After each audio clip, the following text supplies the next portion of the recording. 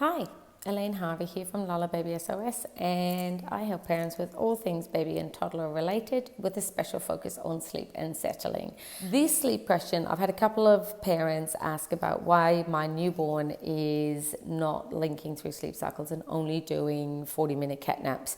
Now, I don't really know how old all of these babies are that ask this question. So I'm going to talk about newborns and how newborn sleep develops in the first 3 to 4 months, because basically I want to help parents understand how their sleeps develop so that you can understand your expectations, or you can marry your expectations with their abilities, and how we can help their circadian rhythm evolve and help them learn how to go to sleep and how to link through sleep cycles when they're naturally able to do it, okay?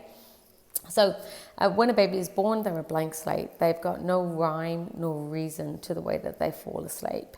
They'll fall asleep in dad's arms, on the floor, in the carrier, on the breast. They'll basically fall asleep anywhere. But as they get a little bit older, and actually, first and foremost, with your newborn baby, first 6 to 8 weeks, just cuddle and feed and get to know your baby. It really is essential that you don't focus on routine at that point, that you just figure out what your family is and how your family dynamics work, and establish breastfeeding and cuddle and help your baby feel calm, safe and secure within your family and within their new environment, because it's a big shock to their system. So do whatever it takes to help them feel secure, okay? That's first and foremost. By about 8 weeks, I think that parents start to get a little bit itchy and wanting to do routine. So this is where I say that the main thing that you're looking to do, even from earlier than this, is your anchor points of your day, really, that you want to establish a really strong bath and bedtime routine to help them to understand that this is the nighttime block. And then we have a morning routine that indicates that this is our daytime block. So we're starting to set nighttime and daytime rhythm. Now, nighttime rhythm, what we're looking at doing is teaching our babies how to, that overnight we kind of feed, we go back to sleep, we feed, we go back to sleep. And that is all very calm, very just straightforward feed and sleep, and that it's all done in a pretty dark environment and it's pretty low key, and we don't leave the bedroom. This helps them to start to set that nighttime rhythm. In the morning, anything before 6 a.m. I call a nighttime wake up, and I treat it like a nighttime wake up. So I basically would either resettle if that's what's needed, or I would give them a feed if that was what's needed, and I'd put them down until about 6 a.m. in the morning. Now, if they're still sleeping, I'd wake them up by 7 to start my day. So typically I want to kind of work on a 6 to 7 start time to a 6 to 7 or maybe 8 o'clock end time to your day, whichever works for you. But you decide what your end of your daytime is and what your start of your daytime is. Then during the day, to help them with the day rhythm and sleep cycling, what we want to do is keep them in bright light and daylight as much as we can for the awake time during the day. So when you get them up for that first feed, get them up, open the curtains, take them out of their sleeping bag, maybe go into the lounge room and do daytime feeds in the lounge room rather than the bedroom. And try and let as much natural daylight into the home as you can, because that serotonin during the day is really important for helping set that daytime rhythm with them. Now, newborns, they don't know how to go to sleep or link sleep cycles. This is something that we teach them. And like everything's a learned skill, and we need to teach them how to settle. And I'm not saying self-settling, okay? And I believe so much that we are parent-guided, baby-led. So some babies will do this way better than others, and you just need to help and encourage them that sleep is a skill that we want to teach them how to do. We don't want to force them to do it. We want to show them how to do it. And we show them through the repetition of a routine. And that routine doesn't mean that the time on the clock is the same every day, but it means that you do the same thing every time that you put them down to sleep. So I have a typical daytime routine, which includes usually we read a story, then we put them on the change table, change the nappy, swaddle them up, pick them up, give them a cuddle. So now they're ready for bed. Now let's make the room ready for bed. So we close the curtains, we put the white noise on, and then we cuddle your baby in for a couple of minutes. And this is where you're trying to let your baby know that it's bedtime. So you're trying to give them a little cuddle. You're not trying to cuddle them to sleep. You're just trying to give them a cuddle to help them feel snug and ready for bed. Okay? Then we'll try and put them into their bassinet or their cot, whichever it is. And if they're okay with it, you can let them settle. If they're not okay and they're getting upset, they're grumbling, that's when I would put my hand on their nappy groin area and give them a bit of a jiggle or a bit of a pat, and maybe use some shushing to help them go off to sleep.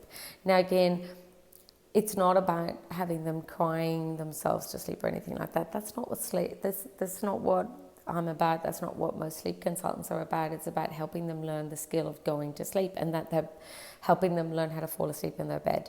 So help them to do that, and doing as much as necessary but as little as possible. If you've got the skill of settling to sleep and they're going to sleep pretty good. Now the linking of the sleep cycles is something that takes a lot longer to develop. So if your baby's doing 45-minute cat naps a lot of the time during the day, don't feel like you're doing something wrong. You're not. They're just not ready. They're not able to do it by themselves yet. Now you can help them with this by comforting them through that sleep cycle. So I usually work on the first nap of the day and the second nap of the day. The last nap I leave it at a cat nap, but I do try and encourage a longer sleep for the morning and afternoon sleep, morning and lunchtime sleep. You're trying to encourage them to go to sleep and link sleep cycles for both the morning and the afternoon sleep. So we will do whatever's necessary for that. So generally I would try and do assisted settling. So I would pat, jiggle or shush or rock the bassinet to help encourage them to fall asleep in their bassinet. Now if they're having a bit of fussing, try to keep helping them in the cot. But if they're getting more than that, there's nothing wrong with you picking them up, giving them a cuddle and helping them to link through that sleep cycle. Some parents, I've got one client at the moment who's basically cuddling through for the rest of that sleep because her baby's just not ready for self-resettling during the day. But by cuddling him through that next sleep cycle, she's been able to work on a consistent routine and able to make sure that he doesn't get overtired. So for the time being, he's being able to self-settle in his cot, but his resettling is happening in her arms. Gently, we're going to encourage him to get better at the resettling in his bed. And the more confident he gets with his bedtime routine and the more confident he gets with his bed, the easier that's going to become. And that's the same with all the babies. So if they're okay with and they're having a little bit of fussing going down and they're having a little bit of fussing with resettling, then that's okay to have a little bit of fussing. And if you need to help them, by all means, help them through it. But if they're not and they're too upset, pick them up and help them bridge that gap. Now, you might be able to put them back down again, but you might have to hold on to them for the rest of that nap. Now, basically what I find is that at around 12 weeks to 16 weeks is where they should start being able to link through those sleep cycles. And I think the more that you do a daytime nap time routine, the more that you assist them with linking through those sleep cycles, the easier that will become. I know that I spent the first 6 months of my daughter's life sitting on the floor beside her cot, assisting her to link through those sleep cycles, about 5 months. She wasn't massively upset, but she couldn't get back into a deep sleep cycle. So I'd resettle, she'd wake up, I'd resettle, she'd wake up, I'd take my hand off, she'd wake up. So I would just sit there and I would just keep my hand on her for the duration of the next part of the nap so that I could get some routine and that she was getting that sleep that she needed.